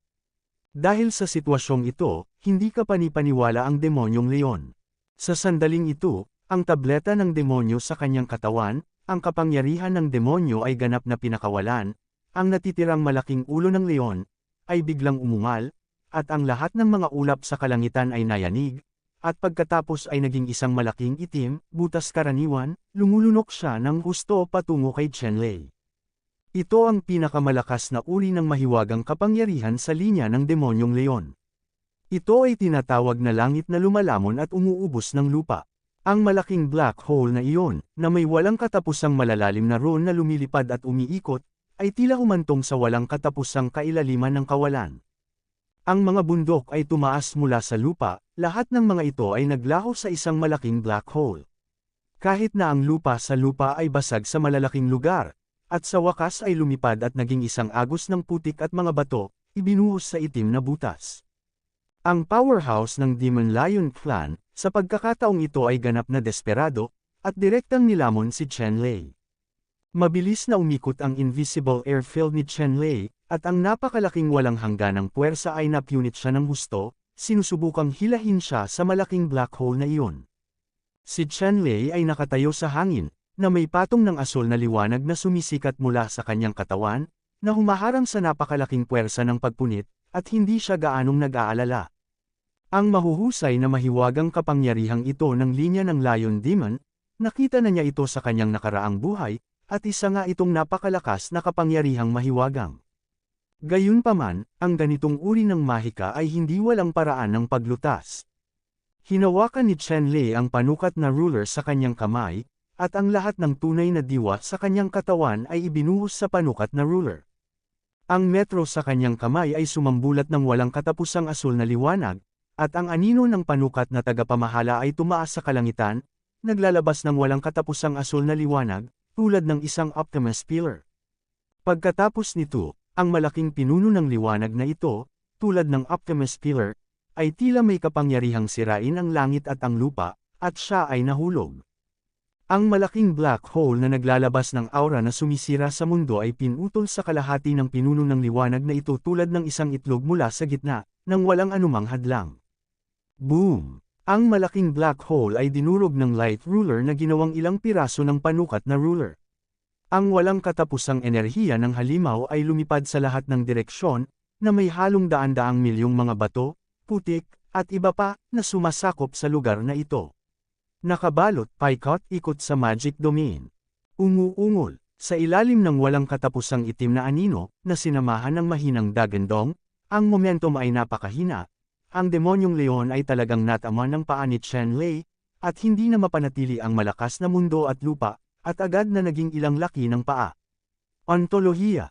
Kasalukuyang napahiya ang demonyong leon.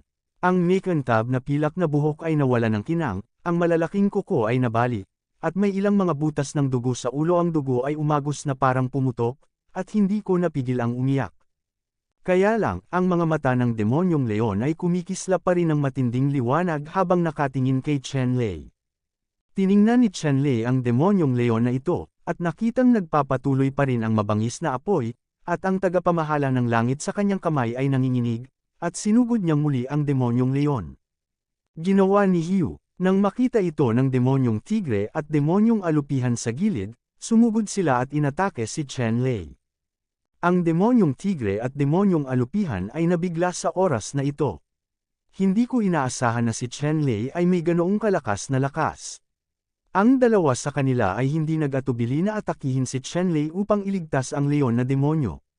Siyempre, nailigtas nila ang demonyong leon hindi dahil nagkaroon sila ng malalim na pagkakaibigan sa demonyong leon, kundi dahil umaasa silang magkakaroon pa sila ng isa pang katulong para labanan si Chenlei. Ang lakas na ipinakita ni Chenlei ay talagang napakalakas, kaya ang Tiger Demon at Centipede Demon ay labis na nagseselos, at palaging mabuti na magkaroon ng isa pang katulong. At matapos makitang kumilos ang demonyong tigre at demonyong alupihan, at iligtas siya mula kay Chenlei, ang demonyong leon ay talagang nagbuga muli ng mabangis na hininga at sumama sa kabkuban na hanay ni Chenlei. Ang pagkatalo ni Chenlei ang pinakamalaking kahihiyan na dinanas ng Lion Demon sa kanyang buhay. Ginagawa nitong hindi matitiis. Kailangang patayin si Chenlei para maibalik ang kanyang mukha. Tatlong malalakas na halimaw ang nakapalibot kay Chenlei, na may liwanag na espada sa hangin, lumilipad na mga kawit ng alupihan, at nagtala ng Lion Roar magic power. Lahat sila ay nagtungo upang protektahan si Chenlei. Nakasuot ng asul na armor si Chenlei at may hawak na panukat na ruler sa kanyang kamay. Hindi siya umiwas, at nakipag-away ng husto sa tatlong malalakas na halimaw na ito. Kahit na ang tatlong malalakas na halimaw ay talagang malakas, ang lakas ni Chenlei ay nagpaparamdam sa mga tao ng labis na pagkadesperado. Dinurog ni Chenlei ang panukat na ruler, direktang binasag ang alupihan hook ng alupihan, at hinayla ang mga binti sa katawan ng alupihan, nagbuga ng walang katapusang asul na liwanag, agad na sumabog ang isang ito sa ilang dosina. Si Zhang, tulad ng isang malaking alupihan na itinapon sa katas ng tanso, ay hinayla sa kalahati. At pagkatapos, si Chenlei ay isa pang Panginoon ng Langit, bumabagsak sa kawalan, at hinayla ito ng mahigpit patungo sa harapang buto ng demonyong tigre. Masyadong malakas ang pag-ataking ito. Ang pag-atake ay direktang winasak ang malaking ulo ng demonyong tigre at namatay ito sa lugar. 48 puting hiwa ang ginawa mula sa ngipin ng tigre na may ngiping saber. Ang espada ay nahulog sa lupa habang ito ay pumutok. Nang makita ito ng demonyong leon, nagpakawala siya ng isang kahabag-habag na sigaw, naglagay ng malademonyong ulap, at mabilis na tumakas. Si Chenlei ay lubos na natakot, at hindi na siya nang ahas na harapin muli si Chenlei. Gayunpaman, hindi na pinayagan ni Chenlei na makatakas ang demonyong leon. Dinurog niya ang panukat na ruler, ginawang malaking light ruler ang ruler, pinutol ang puwang, at iginuhit ito diretso sa likod ng demonyong leon na tumatakas sa malayo. Ang isang paa na ito ay direktang sinampal ang demonyong leon mula sa ulo ng ulap ng demonyo sa hangin, at hinayla ang likod nito, na naging imposibleng makatakas. Nang makitang nakatakda na ang labanan, natapakan ni Chenlei ang nagpupumiglas na demonyong alupihan at naglabas ng isang tabletang demonyo mula sa katawan nito. Sa ilalim ng pananakot ni Chenlei, ang alupihan na ito ay kailangang manampa ng mataas na panunumpa at sumuko kay Chenlei. Ang demonyong leon ay hinugot din ni Chenlei mula sa tableta ng demonyo. Ang leon na demonyong ito sa wakas ay piniling sumuko sa ilalim ng banta ng kanyang buhay. Ang demonyong tigre lang ang malas. Sa panahon ng laban, hindi napigilan ni Chenlei ang kanyang mga kamay at nabasag ang kanyang ulo, namatay sa isang hindi magandang buhay. Matapos masakop ang dalawang dakilang karerang ito ng halimaw, kinolekta ni Chenlei ang mga trepeo ng tigre at iba pang mga halimaw, at pagkatapos ay naglakad patungo sa pagoda. Ang pagoda na ito, na matayog sa mga ulap, ay pinalamutian ng mga bowl ang gawa sa mga bituin. Ang pagoda na ito ay nagliliwanag at naglalabas ng pinakamalakas na hininga. Ang pagoda na ito, nararamdaman ni Chenlei na walang mahigpit na paghihigpit dito, at maaari itong pinuhin at kolektahin. Hiniling ni Chenlei sa demonyong leon at demonyong alupihan na protektahan ang batas para sa kanyang sarili. Lumipad siya sa tuktok ng tore, umupo sa tuktok ng tore, at nagsimulang pinuhin at sakupin ang pagoda na ito. Ang pagoda na ito ay isang kayamanan na higit sa ranggo ng Xuanchen Continent. Hindi mabilang na beses na mas malakas kaysa sa panukat na ruler. Pagkatapos ng lahat, ito ang makapangyarihang kayamanan ng Xuanwu Divine Beast sa kuweba.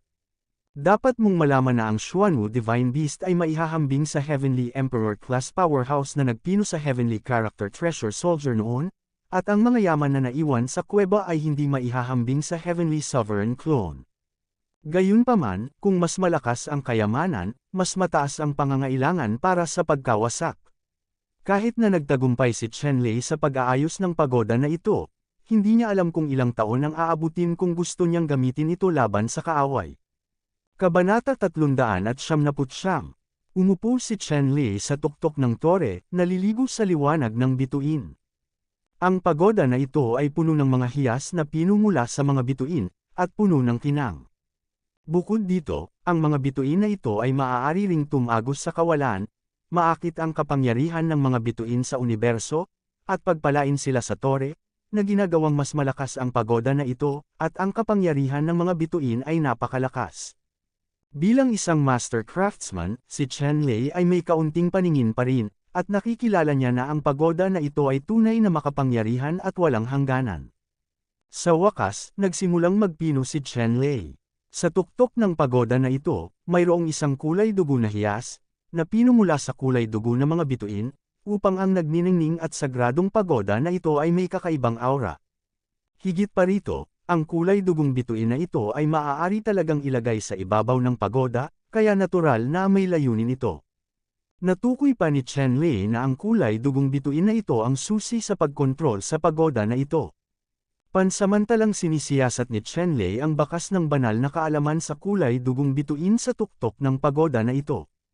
Biglang nakita ni Chenlei na ang larawan ay nagbago ng gusto sa dagat, ang hangin ay sumisigaw, at ang dugo ay umulan sa buong kalangitan. Ang lumitaw sa dagat ng kaalaman ni Chenlei ay isang malawak na larangan ng digmaan. Sa larangan ng digmaan, 10,000 makapangyarihang lalaki ang nakipaglaban ng mabangis. Mayroong mga emperador, walang kamatayang mga hari, at maging ang mga gawa-gawang hayop, nakakatakot ang nakamamatay na aura. Xuanwu, Xinglong, Baiho, Qilin, Suzaku, Chongqi, Diel, ay isang binatang suci na hindi kilala o didinig Chenlei. Ang isang makalangit na emperador, na napapaligiran ng hindi mabilang na makapangyarihang kayamanan, tulad ng mangkok ng paglunok ng langit, pagan sa pagdalisay, tagapamahala ng panukat, at iba pa, ay naglalabas ng walang katapusang mga kayamanan upang protektahan ang isang partido. Sa kabilang direksyon, isang immortal na hari, na may hawak na kamangha-manghang engkanto na espada, na hati ang kalangitan, ang liwanag ng espada ay malakas, at sumugod pasulong. Sa kabilang direksyon, mayroon ding isang walang kapantay at makapangyarihang powerhouse, na naglalabas ng malakas na aura na pumipigil sa kalangitan, na naging dahilan upang hindi matatag ang kaluluwa ni Chenlei. Ang hiningang ibinubuhos ng makapangyarihang mga lalaking ito ay hindi mas mahina kaysa sa isang makalangit na emperador o isang haring engkanto. Gayunpaman, ang mga walang kamatayang hari at makalangit na mga emperador ay nasa isang dahado. Ang walang kamatayang hari ay mahigpit na nahihirapan, ang emperador ay tumutulo ng dugo, at ang halimaw ay malubhang na sugatan. Sa pinakamalayo na punto mula sa larangan ng digmaan, hanggang sa abot tanaw, isang malamig at makapal na kulay abong fog ang gumugulong, na parang winuwalis ang universo.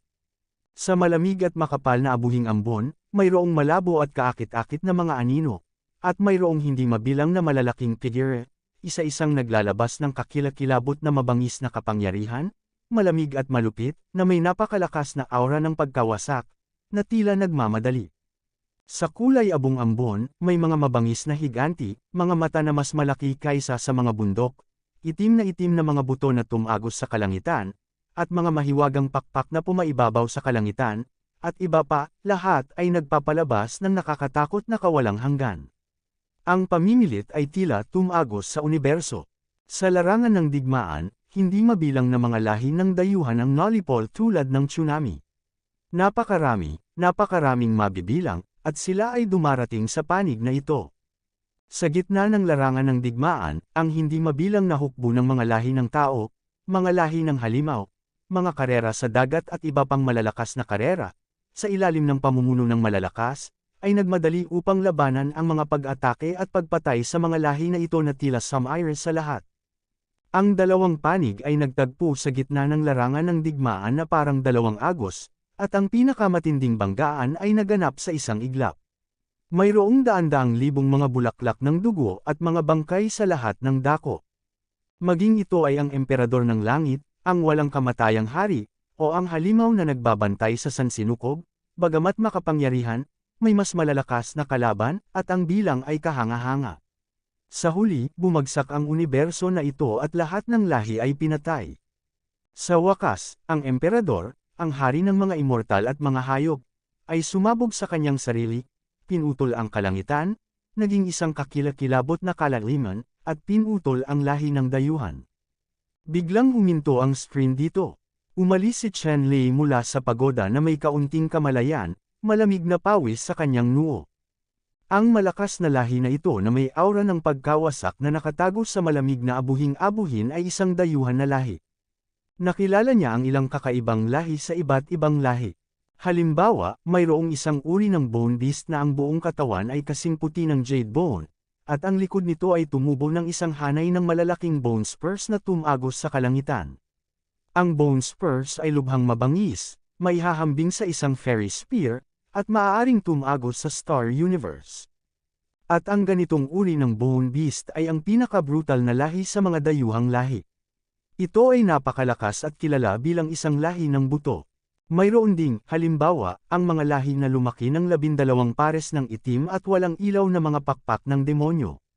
Ang lahi na ito ay tinatawag na 12 pakpak na angkan ng demonyo. Ang 12 pares ng Black Devil Wing na iyon ay may kapangyarihang magpaypay sa espasyo at oras at walang kapantay na bilis, na kilala bilang ang pinakamabilis na karera sa mundo. Mayroong hindi mabilang na katulad na mga lahi. Sila ang pinakamalakas na lahi sa mga lahi ng dayuhan.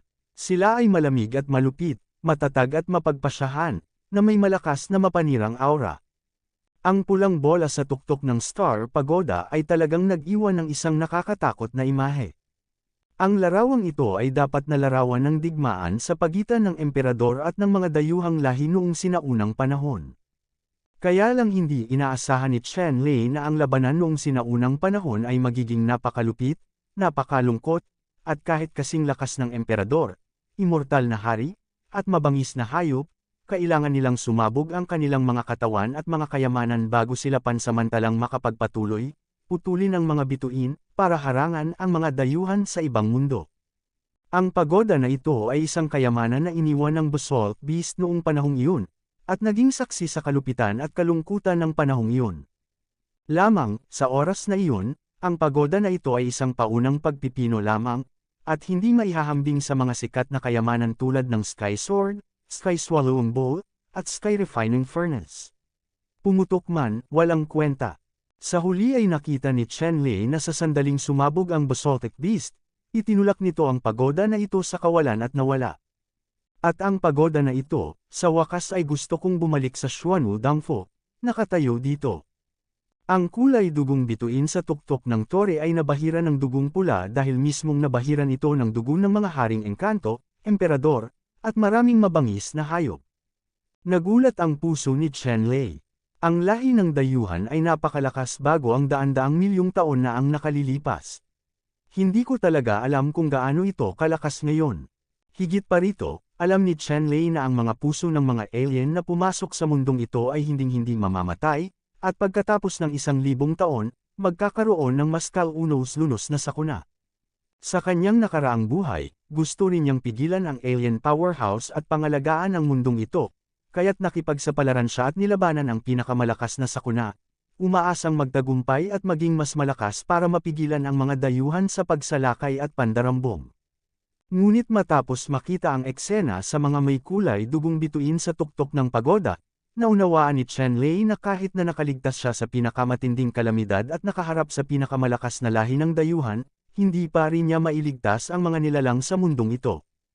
Kung gusto mong ganap na patayin ang alien, maaari lamang siyang maging mas malakas at mas malakas. Sa sandaling ito, ang pagkaapurahan sa puso ni Chenlei ay naging napakalakas, at ang pagnanais na maging mas malakas ay mas malakas kaysa dati. Sa sandaling ito, ang pagoda ay tila naramdaman ang kalooban ni Chenlei, at naging daan-daang beses na mas maliit sa isang iglap, tulad ng isang maliit na bulsa na pagoda, na tumagos sa katawan ni Chenlei, na nakabitin sa gitna ng Dantian Sea. Ang isang ito ay ang pinakamataas na pagoda ni Chenlei na madaling makilala si Chenlei bilang master. Sa katunayan, sa kasalukuyang lakas ni Chenlei, aabutin ng hindi bababa sa 10-10 daang taon upang masakop ang pagoda na ito bago niya makuha ang gusto niya.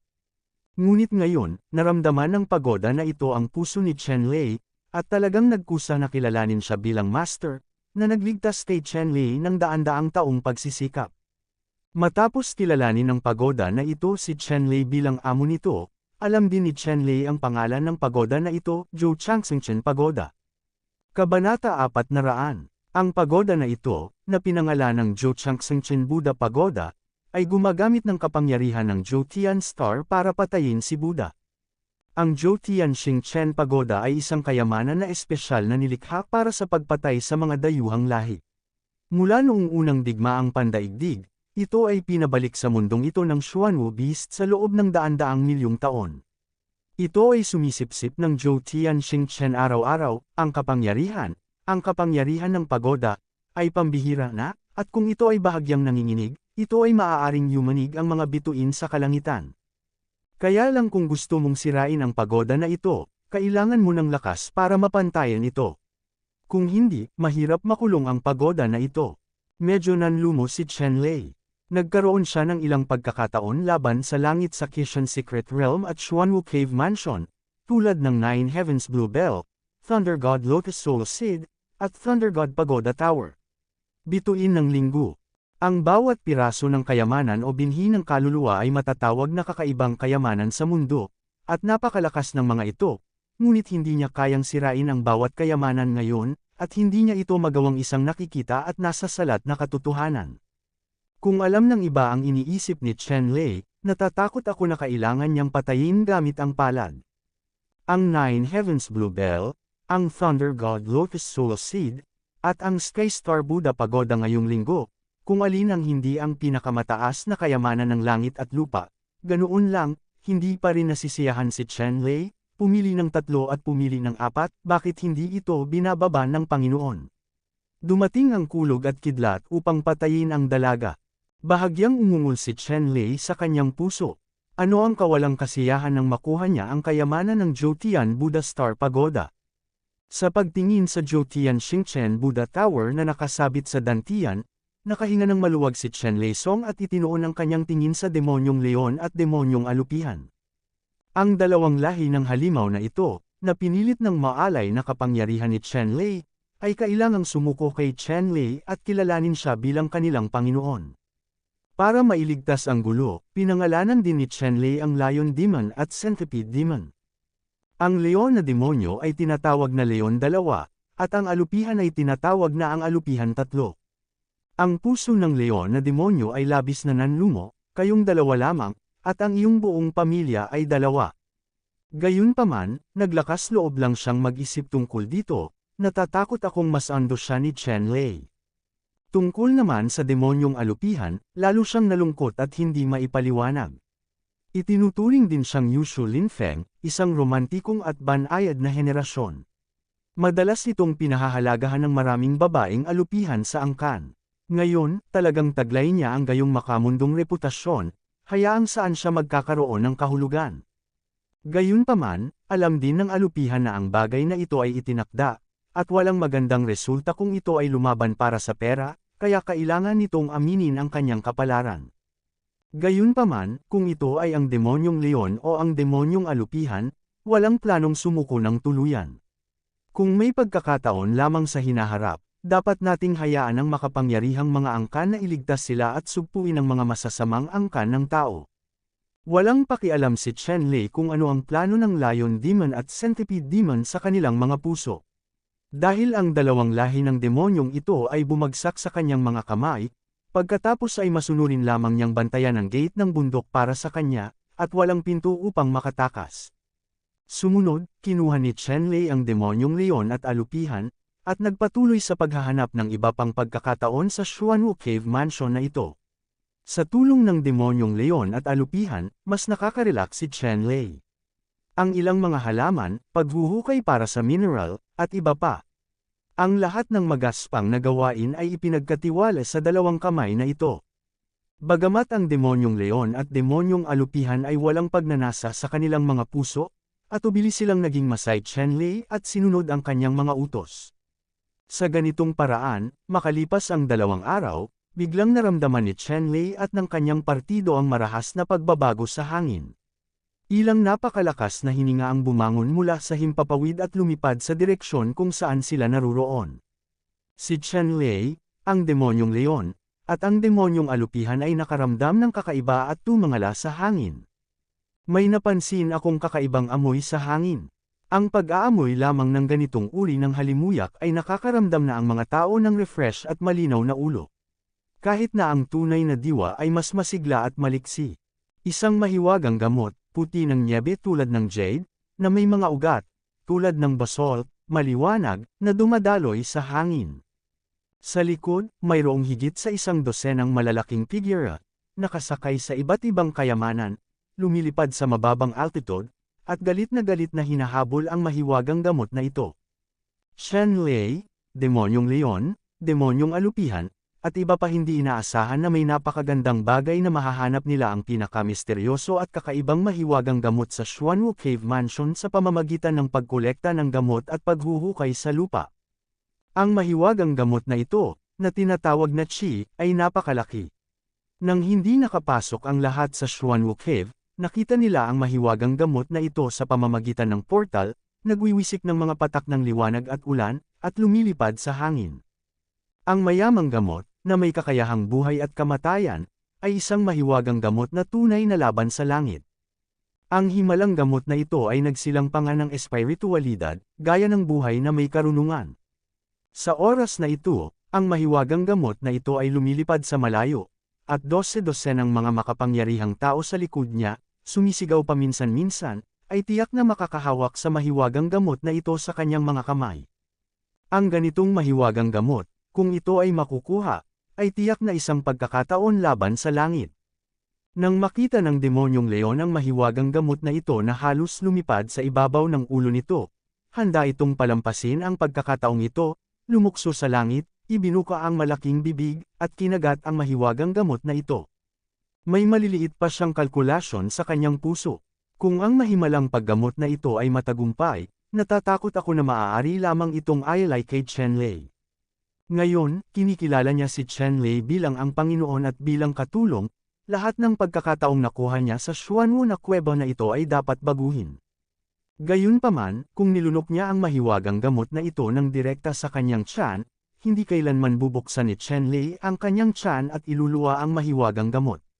Kung ganoon, hindi ba niya magagawang monopolyo ang mahiwagang gamot na ito?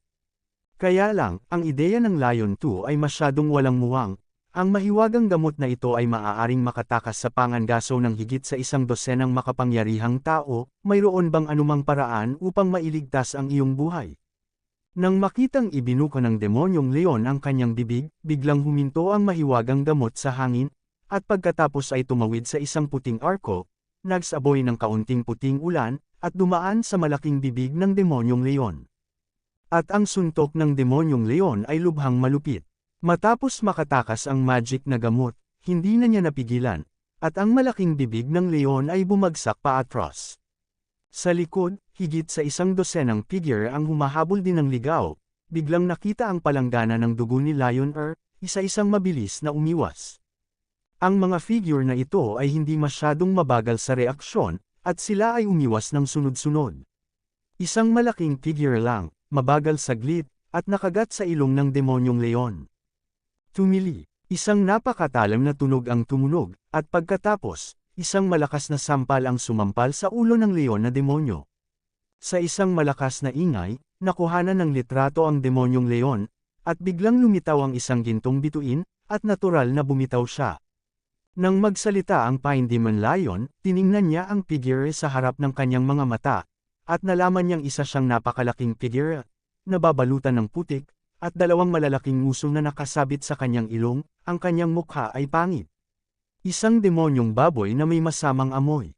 Sa sandaling ito, ang demonyong baboy na ito, na may dalawang hanay ng malalalim na mga marka ng ngipin sa mahabang ilong nito, ay dahan-daang dumudugo palabas, at tumingin sa demonyong leon na may galit na mukha. Kanina lang, kagat-kagat lang ang ilong niya ni Sheer. Tiningnan ni Sheer ang dilaw na uhog na lumalabas sa ilong ng baboy na demonyo, at naramdaman na lamang niya na ang kanyang tiyan ay napuno. Oh, sa wakas, hindi na ito napigilan ng demonyong leon, at nagsuka ng ligaw sa hangin.